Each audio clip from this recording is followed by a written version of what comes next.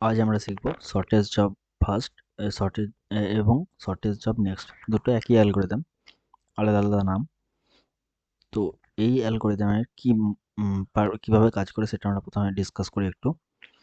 এখানে মেন কথা হচ্ছে যেই প্রসেসের বার্স্ট টাইম বা এক্সিকিউশন টাইম সবচেয়ে কম তাকে আমরা আগে প্রসেসকে পাঠাবো। যেমন ফার্স্ট কাম ফার্স্ট সার্ভে কী হচ্ছিল, যে আগে আসছিল সে আগে যাচ্ছিল। এখানে নিয়ম হচ্ছে যার বার্স্ট টাইম কম সে আগে যাবে। তাহলে একটা এক্সাম্পল করি আমরা, তাহলে ক্লিয়ার হয়ে যাবে ব্যাপারটা।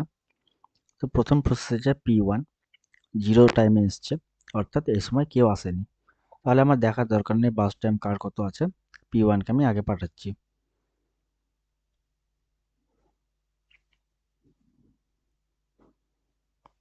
আর এটা যেহেতু নন প্রিএমপ্টিভ টাইপের অ্যালগোরিদম, অর্থাৎ একবার যে যাবে ভেতরে ঢুকবে, অর্থাৎ সিপিইউ চান্স পাবে, সে পুরো প্রসেস শেষ না করে বেরোবে না। অর্থাৎ জিরোতে গেল এবং কত 7 ইউনিট টাইম কাজ করলো। এরপর 7 ইউনিট টাইমের মধ্যে সবাই কিন্তু চলে আসছে, বাকি প্রসেসগুলো, অর্থাৎ P2 2 এসছে, P3 3 এসছে, P4 4 এসছে, P5 5 এসছে, অর্থাৎ 7 ইউনিট টাইমের মধ্যে সবাই চলে এসছে। এরপর আমাকে দেখতে হবে এদের মধ্যে কার বাস টাইম সবচেয়ে কম। দেখা যাচ্ছে P3 বাস টাইম সবচেয়ে কম 1, তাহলে P3কে আমরা প্রসেস করতে পাঠাবো। P3 এর 1 টাইম ইউনিট লেগেছে, অর্থাৎ এখানে লিখবো আমরা 8। এরপর P4 P4 এর বাস টাইম হচ্ছে 2, তাহলে P4 এখানে লিখবো 10। এরপর আসছে P2 P2 এর হচ্ছে 5, 10 আর 5 15। এরপর আসছে P5 এর টাইম হচ্ছে 8, অর্থাৎ 23। তাহলে আমরা গ্যান্ট চার্ট তৈরি করে ফেললাম। এরপর আমরা এখান থেকে waiting time, turn around time এগুলো বের করব।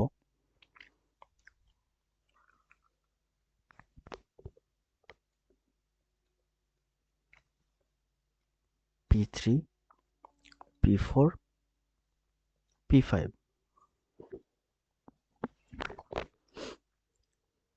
অর্থাৎ টার্ন অ্যারাউন্ড টাইম আমরা কি করে বের করি, কমপ্লিশন টাইম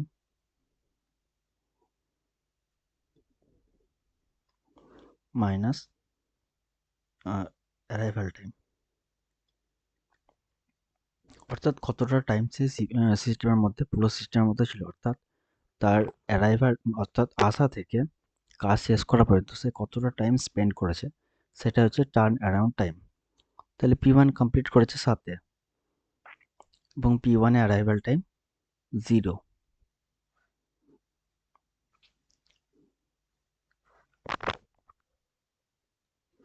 তাহলে P1 এর টার্ন অ্যারাউন্ড টাইম হচ্ছে 7। এরপর আসছে P2 P2 শেষ করেছে 15-তে, P2 এসছে 2-এ, অর্থাৎ 13। এরপর P3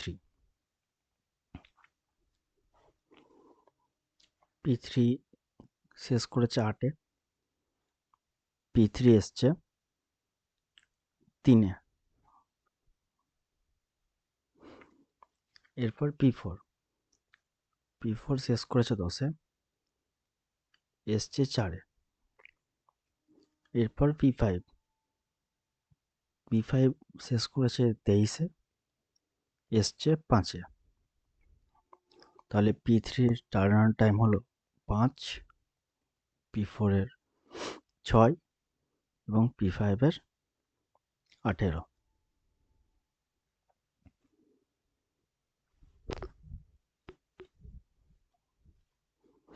এরপর অ্যাভারেজ টার্ন অ্যারাউন্ড টাইমটা আমরা বের করে নিই।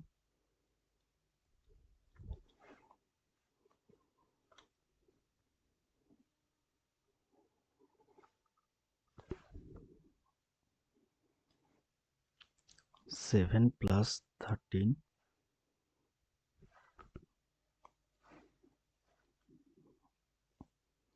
Plus 5 plus 6 plus 18 divided by 5, অর্থাৎ 5টা প্রসেস আছে তাই 5 দিয়ে ভাগ। ওপর টোটাল করলে হয়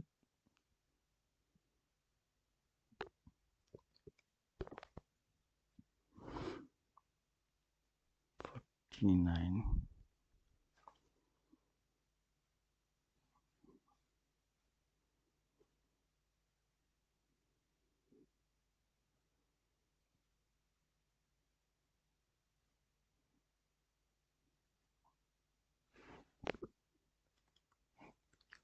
9.8 ইউনিট টাইম, অর্থাৎ 9.8 হলো অ্যাভারেজ টার্ন অ্যারাউন্ড টাইম। এরপর ওয়েটিং টাইমটা আমরা বের করে নিই। P1, P2, P3, P4, P5।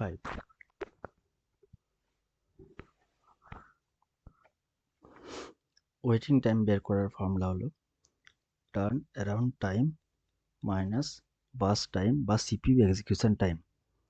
অর্থাৎ P1 এর টার্ন অ্যারাউন্ড টাইম কত ছিল? 7।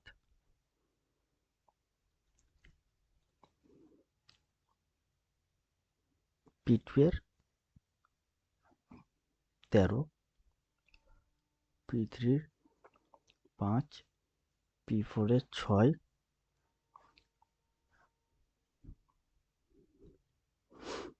P5 এর 18। এর বাস টাইমগুলো আমরা দেখে নিই। P1 এর 7, P2 এর 5, P3 1।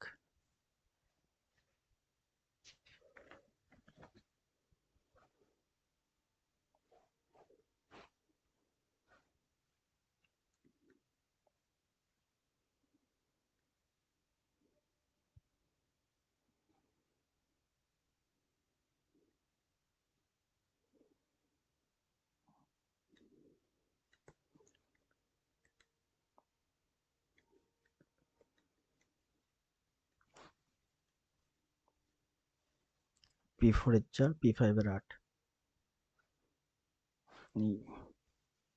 P4 এর 2 আর P5 এর 8। তাহলে P1 এর ওয়েটিং টাইম হলো 0, P2 এর ওয়েটিং টাইম হলো 8, P3 এর ওয়েটিং টাইম হলো 4, P4 এর 4 আর P5 এর 10।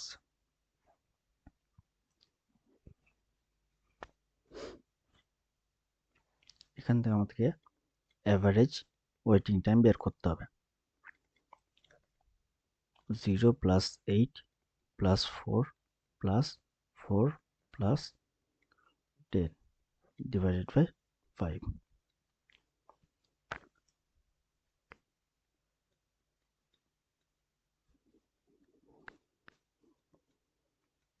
5.2 5.2 হচ্ছে অ্যাভারেজ ওয়েটিং টাইম।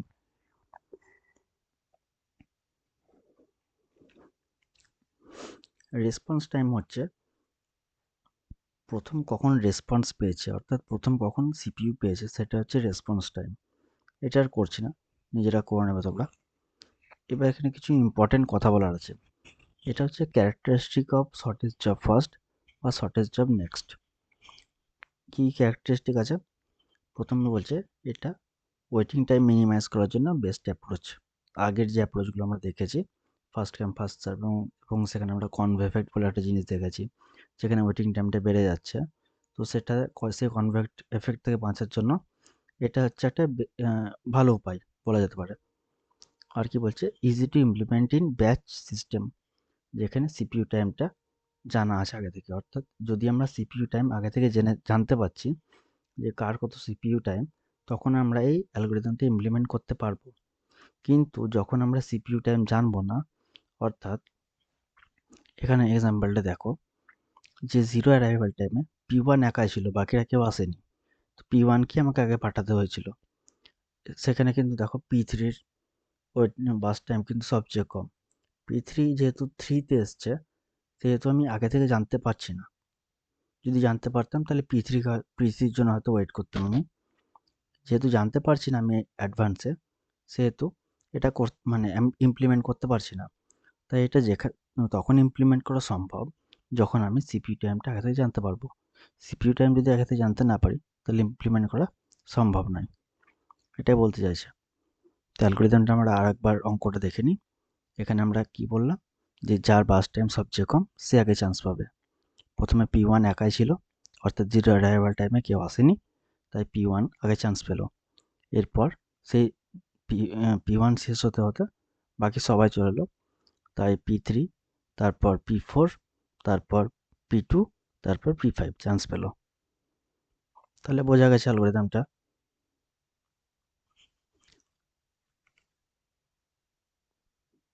এরপর পরের ভিডিও অর্থাৎ রাউন্ড রবিন বা লংগেস্ট টাইম রিমেনিং শর্ট ওগুলোতে আমাদের দেখা হবে।